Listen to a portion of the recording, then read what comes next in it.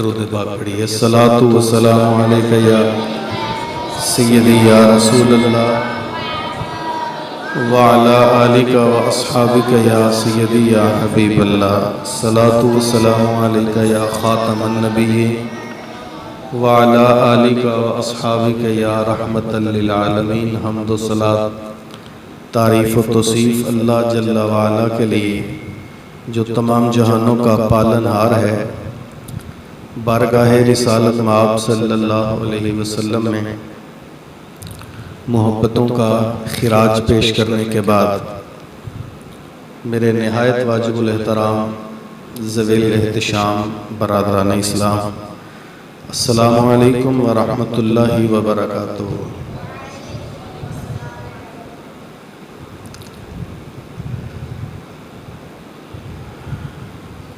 आज मैं और आप दरस कुरान की इस नशिस्त में हाज़िर हैं। अल्लाह हमारा आना मिल बैठना अपनी बारगाह में मुस्तजाब फरमाए। सूरह अहज़ाब की आयत नंबर 40 मैंने आपके सामने तिलावत की है।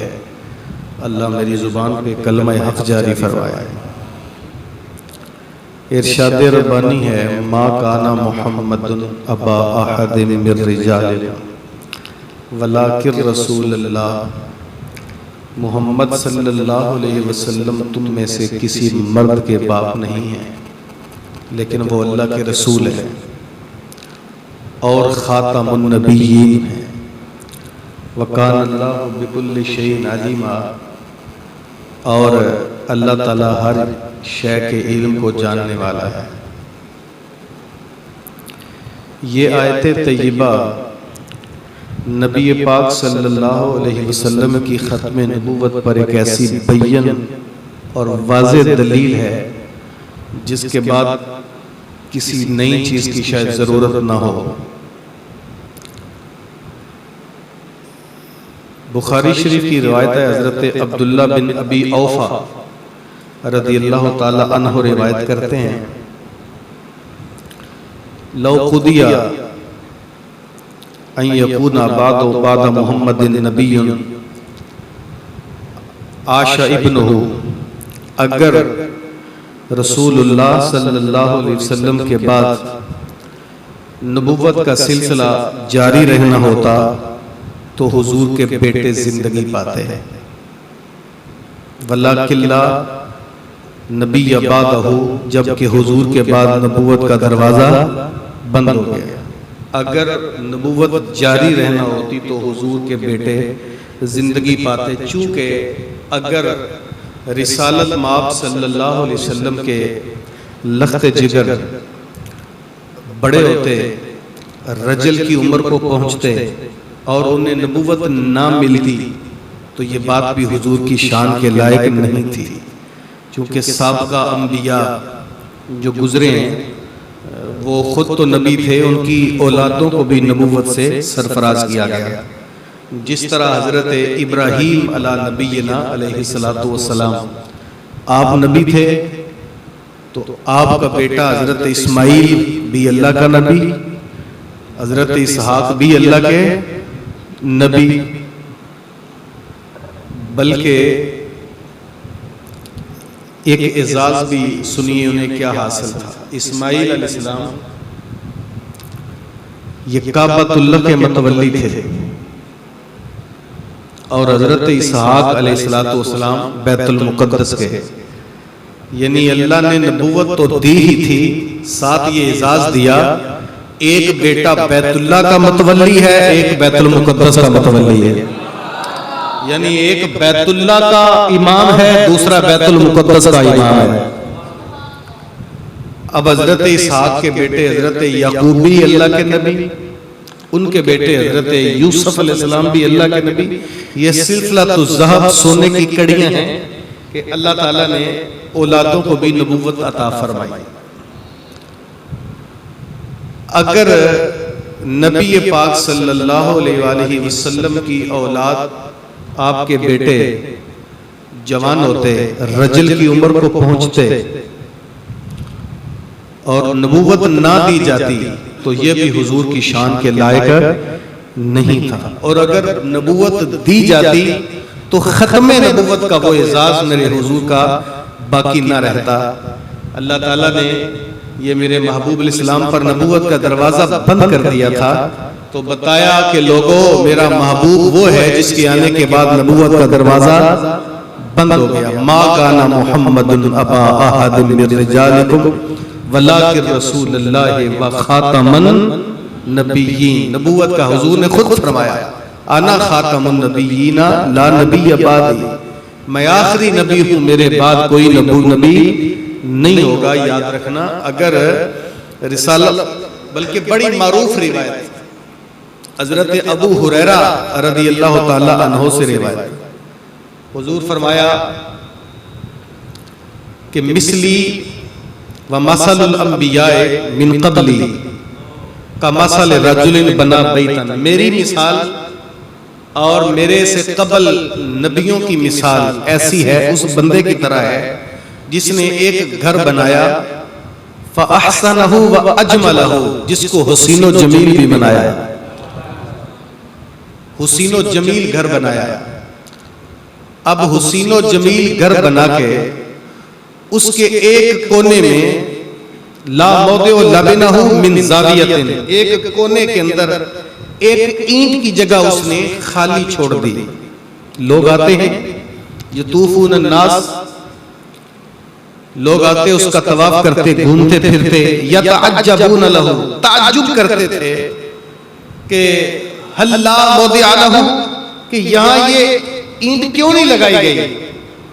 खूबसूरत घर है, आसन है, जमील है, अजीम है, लेकिन उस बनाने वाले ने एक ईंट की जगह को खाली क्यों छोड़ा। तो हुजूर मुस्कुरा के फरमाने लगे, अनल लबना, तो वो आखिरी ईंट, कसरे नबूवत भी वो आखिरी ईंट मैं मोहम्मद सल्लल्लाहु अलैहि वसल्लम, ला नबी अबादी, मेरे बाद कोई नबी नहीं होगा। तो ये हुजूर सल्लल्लाहु अलैहि वसल्लम ने वाज़े लफ्ज़ों में बल्कि फरमाया कि इन रिसालत व नबुव्वत क़द इनक़तअत ला नबिय्य बादी वला रसूल बादी। हुजूर ने फरमाया, मेरे बाद नबुव्वत और रिसालत दोनों मुनक़ते हो गई हैं, मेरे बाद ना कोई रसूल आएगा, मेरे बाद ना कोई नबी आएगा। एक मकाम पे हुजूर ने फरमाया, अना मुहम्मद सल्लल्लाहु अलैहि वसल्लम, मैं मोहम्मद हूँ, अना अहमद, मैं अहमद हूँ, अना अल माही, मैं माही हूँ। फिर साथ ही उसकी तशरीह कर दी, फरमाया अल माही अल्लज़ी युमहा बिहिल कुफ्र, माही वो होता है जिसके आने से कुफ्र मिट जाए। फिर फरमाया अनल हाशिर, मैं हाशिर हूँ। फिर आगे उसकी तशरीह कर दी, आप फरमाया अल हाशिरुल लज़ी यजमाउन नासो मिन अक़बी, हाशिर वो होता है कि मेरे बाद सबका हाशिर हो जाएगा। फिर फरमाया अनल आकिब, मैं आकिब हूँ। साथ तशरीफ फरमाया वल आकिबुल लज़ी लैसा बादी नबिय्यन, आकिब वो होता है जिसके बाद नबी कोई नहीं होता। तो हुजूर सल्लल्लाहु अलैहि वसल्लम ने वाज़े बताया कि मैं आखिरी नबी हूँ, मेरे बाद कोई नबी नहीं आएगा। बल्कि एक मकाम पे हुजूर सल्लल्लाहु अलैहि वसल्लम ने फरमाया, अना आखिरुल अंबिया व मस्जिदी आखिरुल मसाजिद, मैं नबियों में आखिरी हूँ और मेरी मस्जिदों में आखिरी है।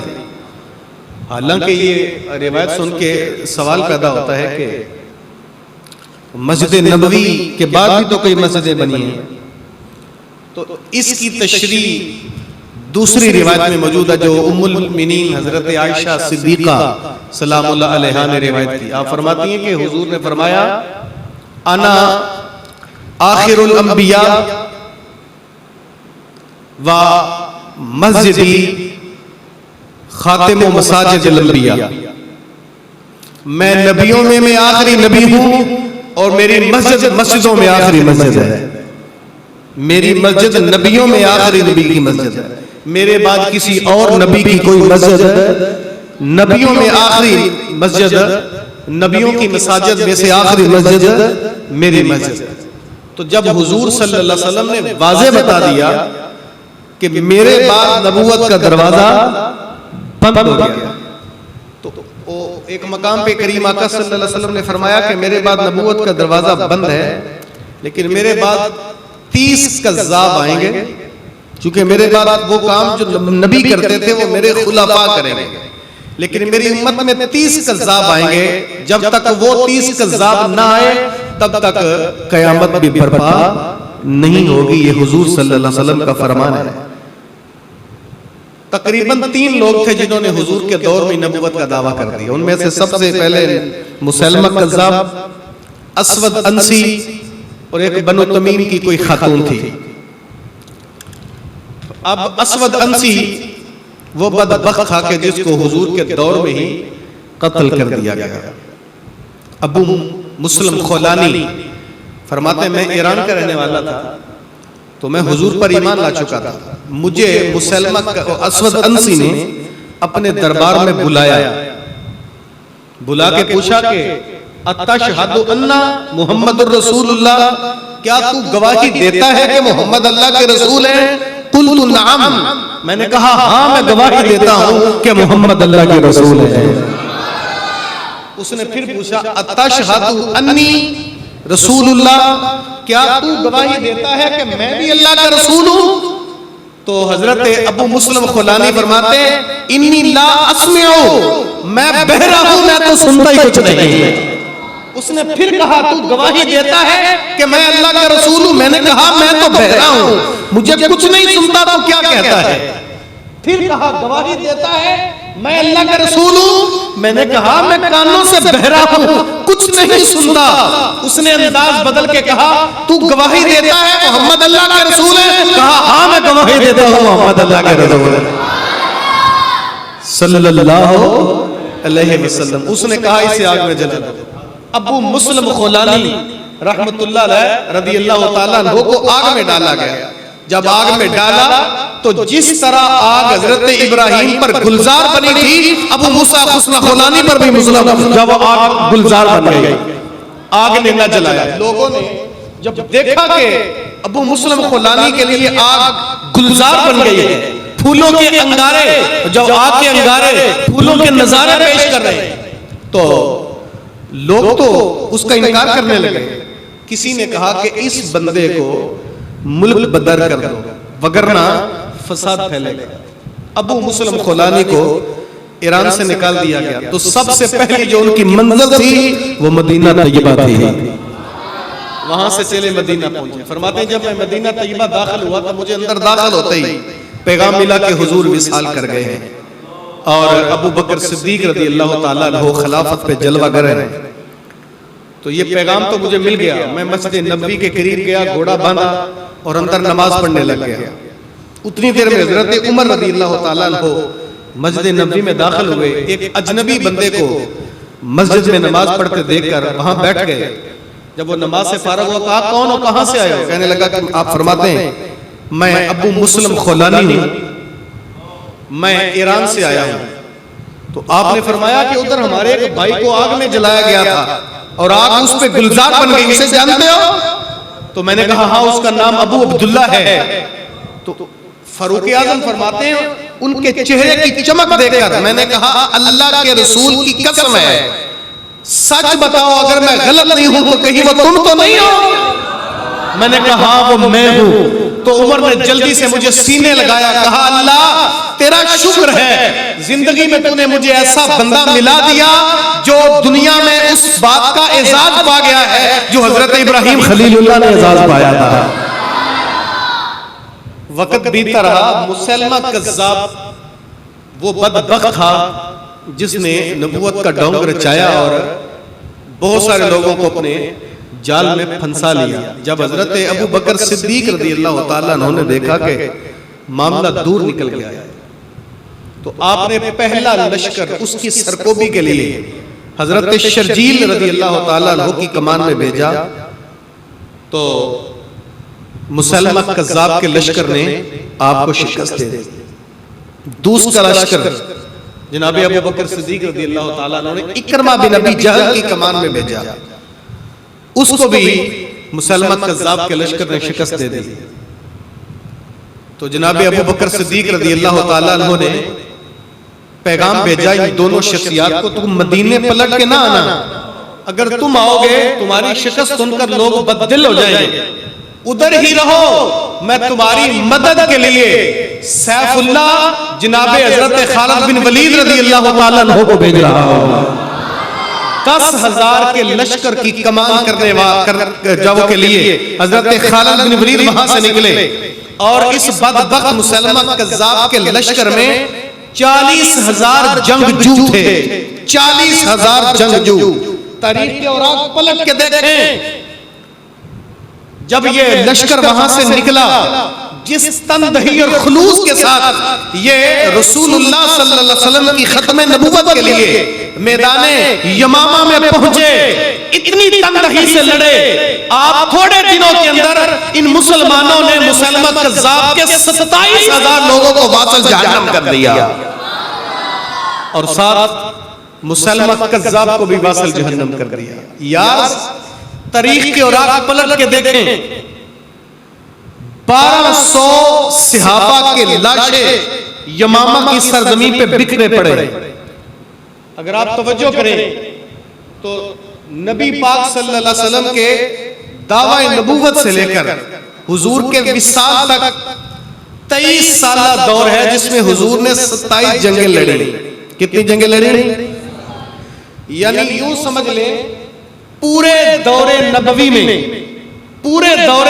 में तमाम तर शुहदा को जमा करें तो उनकी तादाद 259 बनती है और सिर्फ जंगे यमामा में दिफाए खत्मे नबूवत करने वालों के शुहदा को इकट्ठा करें तो तादाद 1200 बनती है।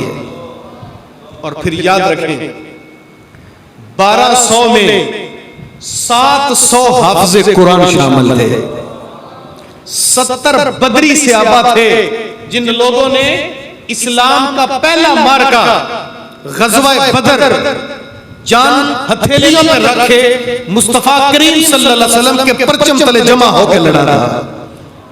और जानते हो ये वो कौन लोग थे? ये वो लोग थे कि जिनके सीनों में ईमान और कुरान खुद अल्लाह के रसूल ने उतारा था। ये वो लोग थे जो मकतबाए नबुव्वत मुहम्मदिया के फारूक तहसील थे।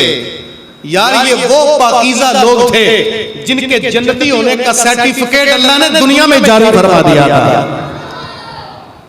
अगर मैं कहूं तो मुबालगा नहीं होगा, ये मेरे करीम आका मोहम्मद अरबी सल्लल्लाहु अलैहि वसल्लम के दामन के वो फूल थे जो यमामा के मैदान में मसल दिए गए थे। ये रसूलुल्लाह सल्लल्लाहु अलैहि वसल्लम की झोली के वो मोती थे जो सरजमीन यमामा में रुल गए थे। याद रखना, ये रसूल रहमत महबूबे खुदा सल्लल्लाहु अलैहि वसल्लम के आखिरी शब के वो आंसू थे जो खाके यमामा में जज़ब हो गए थे। और इन लोगों ने किस तनदही के साथ मैदाने जब वो यमामे आपने गया के जंग लड़ी। यार इनके जज्बे देखो, इनकी मोहब्बतें देखो। मैदाने यमामा में आने वाले सहाबा ने जरा तारीख दोहरा के देखें, उधर 40,000 जंगजू हैं, उधर दौलत के ढेर भी हैं, अंबार भी हैं, असला भी है। इधर मुसलमानों की हालत यह है कि हुजूर के विसाल के गम में नडाल थे और मदीना तैयबा की नौज़ायदा रियासत को मुख्तलिफ किस्म के चैलेंजेस और मुख्तलिफ किस्म के खतरात भी थे, लेकिन हर चीज को बालाए ताक रखे इन लोगों ने अपनी जानों को हथेली में रखा, अपनी बीवियों को यतीम, अपनी बीवियों को बेवा कर लिया, अपने बच्चों को यतीमी का दाग दिया और मदीना तैयबा की जुदाई बर्दाश्त कर ली। रोज़ा रसूल और गुंबद खजरा की जुदाई बर्दाश्त करके इन्होंने हमें बताया कि खत्मे नबूवत वो मसला है जिसकी हिफाजत के लिए हम पूरी दुनिया की हर चीज को कुर्बान करने के लिए तैयार हैं। खत्मे नबूवत वो महाज है,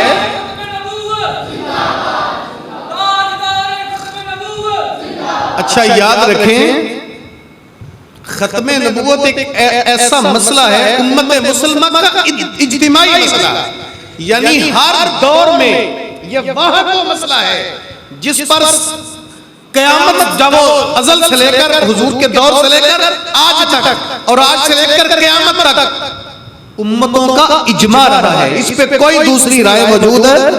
पीर मेर अली शाह साहब फरमाते हैं, मैं मदीना तैयबा में था, मदीना तैयबा में तो मुझे हुजूर की ज़ियारत नसीब हुई। करीम आका सल्लल्लाहु अलैहि वसल्लम ने फरमाया, मेहर अली पंजाब में कादियान का दज्जाल तावीलाते फासदा की कैंची से मेरी शरीयत को काट रहा है और तुम यहां बैठे हो। पीर मेर अली शाह साहब फरमाता है, मैं वहां से आया और आके मैंने इस बदबख्त के रद में 2 किताबें लिखी। आज तक भी किसी में जुर्रत नहीं है कि मेहर अली की उन किताबों का कोई जवाब दे सके। उसके बाद फिर इसने जब किताबें पढ़ी तो बेदल हो गया, था तो दिमागी पागल। इसने पीर मेर अली शाह साहब को खुद ही मुनाजरे का चैलेंज दिया, खुद ही मुनाजरे की शराइत तय कर ली, खुद ही जगह का तयन कर लिया। कहने लगा, आप लाहौर में बादशाही मस्जिद में आ जाएं, वहां बैठकर एक कागज और कलम आप पकड़ेंगे, एक कागज और कलम मैं लूंगा, दोनों तफसीर लिखेंगे, जिसकी तफसीर बेहतर हुई वो सच्चा होगा। पीर मेर अली शाह साहब बात देकर मुस्कुरा के फरमाने लगे, बात तो कोई भी नहीं है, लेकिन चल अगर तूने की है तो हमें यह भी कबूल है।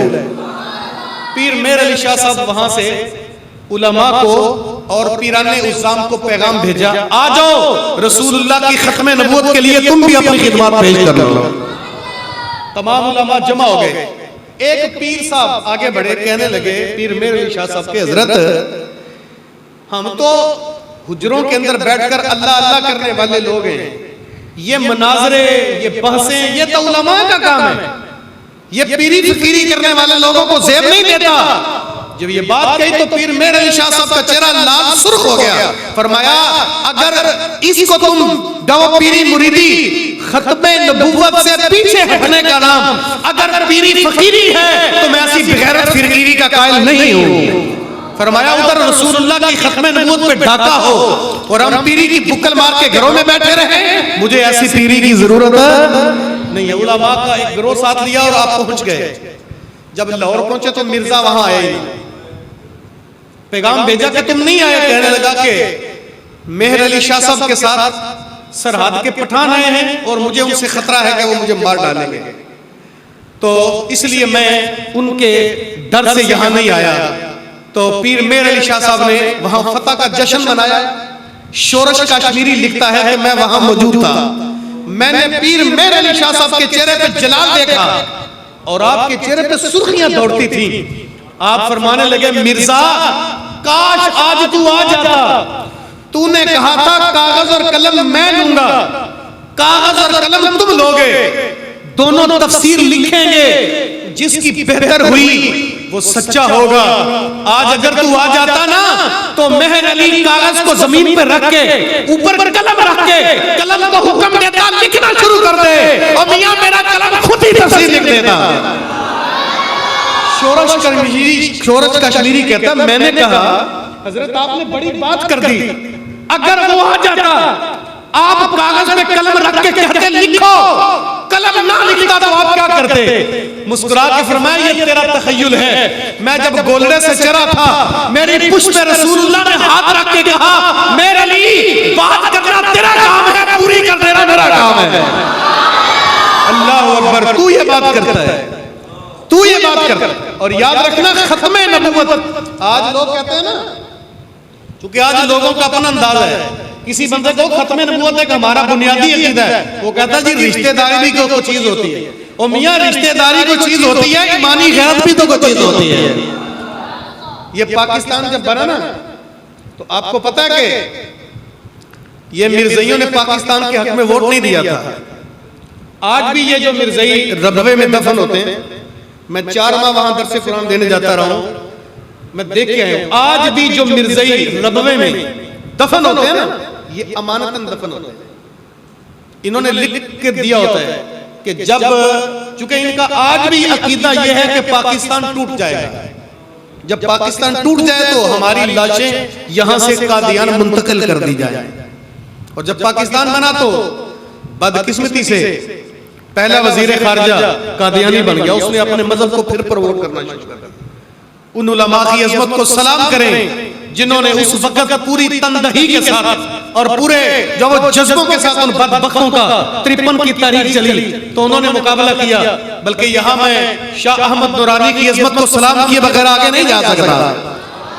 जब उन्होंने मसला खत्म नबूवत को पार्लियामेंट में डिस्कस किया ना, 3 महीने की मुसलसल मेहनत थी कि सारा दिन पार्लियामेंट में मेहनत करते, रातों को देहातों में जाके जलसा करके लोगों को खत्म नबूवत के आगाह करते और तैयार करते। जब 13 दिन मुसलसल बहस चलती रही तो एक दिन खाना खाने के बाद जहां टहलते टहलते मिस्टर भुट्टो ने कहा मौलाना नूरानी साहब को कि मौलाना ये जो खत्म नबूवत का मसला है ये तो मदारस दीनिया के दारुल इफ्ता का मसला है जिसको आप पार्लियामेंट के फ्लोर पे ले आए हैं। बेहतर ये ना था किसी को काफिर या मुस्लिम करार देना, ये तो दारुल इफ्ता का मसला है जिसको आप पार्लियामेंट के फ्लोर पे डिस्कस कर रहे हैं। बेहतर नहीं कि आप वहां ले जाएं और कौन काफिर कौन मुसलमान है वहां डिस्कस करें, यहां इसका मसला नहीं बनता। तो मौलाना नूरानी इंतहाई मोहब्बत से कहते हैं मिस्टर भुट्टो एक बात का जवाब तो दो, तुम पाकिस्तान के मुंतखब वजीर आजम हो, अगर कोई बंदा कहे तुम्हारे साथ कुर्सी रख के बैठ के कहे मैं भी पाकिस्तान का वजीर आजम हूं तो तुम्हारा उसके बारे में क्या ख्याल है? तो वो कहने लगा सीधी सी बात है, या वो पागल है या वो बागी है। तो फरमाया भुट्टो वजारत की कुर्सी छोटी है, खत्म नबूवत की कुर्सी बड़ी है। तेरे साथ कुर्सी रखने वाला या पागल है या बागी है, लिख दे। जो खत्म नबूवत के साथ कुर्सी रख के बैठता है लिख दे या पागल है या फिर बागी है। अल्लाह अकबर। तो फिर तारीख ने देखा 7 सितंबर की शाम थी कि पार्लियामेंट की चारों नुकरों के अंदर ताजदारे खत्म नबूवत जिंदाबाद के नारे गूंज रहे थे। अच्छा, अल्लामा इकबाल कहते हैं कि मुझे जस्टिस सैयद आगा ने मुझे अपने घर एक दावत पे मदऊँ किया। तो जब मैं वहां पहुंचा तो स्टेज पे ये जो मिर्जे मसरूर का जानशी था, मिर्जे कादियानी, गुलाम कादियानी का, गालिबन नूरुद्दीन क्या नाम था उसका, वो भी वहां बैठा हुआ। तो इकबाल फरमाने लगा कि मुझे मेरी तो रगें फूल गई। मैंने उस बदबख्त को जब हुजूर के स्टेज पे देखा मेरी गैरत ने गवारा ना किया। इकबाल स्टेज पे नहीं गए, सीधे सैयद आगा के पास गए। कहने लगे सैयद आगा अगर इस बेगैरत को ही बुलाना था तो मुझे बुलाने की ज़हमत गवारा क्यों की है? उसने इकबाल की बात सुन ली और जल्दी से उठा और वहां से खिसक गया। सैयद आगा ने माजरत की कहा, मैं अल्लाह की कसम उठा के कहता हूं मैंने नहीं बुलाया, आज खुद किसी के साथ आ गया था। इकबाल कहने लगे तूने अगर उसे बुलाया था इस बदबख्त की मौजूदगी में मैं वहां स्टेज पे नहीं बैठ सकता। सैयद आगा जानता नहीं मैं गुनाहगार जरूर हूं, मोहम्मद का बेवफा नहीं हूं। मैंने सारी जिंदगी कौम को दर्स ये दिया है, मैंने तो उम्मत को पैगाम ये दिया कि मोहम्मद से वफा तूने तो हम तेरे हैं, ये जहां चीज है क्या लोहो कलम तेरे हैं। अल्लाह अकबर। हमारा अकीदा है, लिखता हूं खूने दिल से ये अल्फाज अहमरी, बाद रसूल हाशमी कोई नबी नहीं, कोई नबी नहीं। हमारा अकीदा है कि हुजूर के बाद कोई नबी, और अकीदा खत्म नबूवत हमारा बुनियादी अकीदा है, इस पे दूसरी कोई राय नहीं है और इस पे हम किसी से कोई कंप्रोमाइज नहीं करते। और मियां 73 के आईन में पाकिस्तान की तारीख में लिख दिया गया था कि कादियानी काफिर हैं, काफिर थे, काफिर हैं और काफिर रहेंगे। ये अपनी इबादत गाह को मस्जिद कहने का हक नहीं रखते, ये अपनी इबादत गाह में अजान दे सकते नहीं, ये अपने मजहब की तबलीग कर सकते, अपने आप को मुसलमान कह सकते। वो कल भी काफिर थे, आज भी काफिर हैं। मिर्जे को मानने वाले क़यामत तक। वो मिर्जा नासरुद्दीन लाहौरी ग्रुप का पार्लियामेंट को खड़ा होकर कहने लगा हम तो मिर्जे को मुजद्दद मानते हैं, नबी नहीं मानते, मुजद्दद मानते, मुल्हद मानते, रहनुमा मानते, हम तो काफिर ना हुए। तो मौलाना नूरानी फरमाने लगे मियां तू उसे मुजद्दद मानने की बात करता है, हमारा अकीदा है जो उसे मुसलमान माने वो भी दार इस्लाम से खारिज है। मेरे इमाम आज़म अबू हनीफा अलैहिर्रहमा फरमाते हैं जो बंदा मिर्जा कादियानी से नबूवत की दलील मांगे वो भी दार इस्लाम से खारिज है। हम बगैर दलील के मोहम्मद अरबी को खातमुन नबिय्यीन मानते हैं। हमारा आज भी अकीदा, हमारा ईमान है, हमारा ईमान है। उस ईमान को प्यार के साथ एक बार कहते हैं कि मोहम्मद से वफा तूने की, मोहम्मद से वफा तूने तो हम तेरे हैं, ये जहां चीज है क्या लोहो कलम तेरे हैं। अल्लाह मुझे और आपको अमल की राहें अता फरमाए। अल्लाहुम्मा सल्ली अला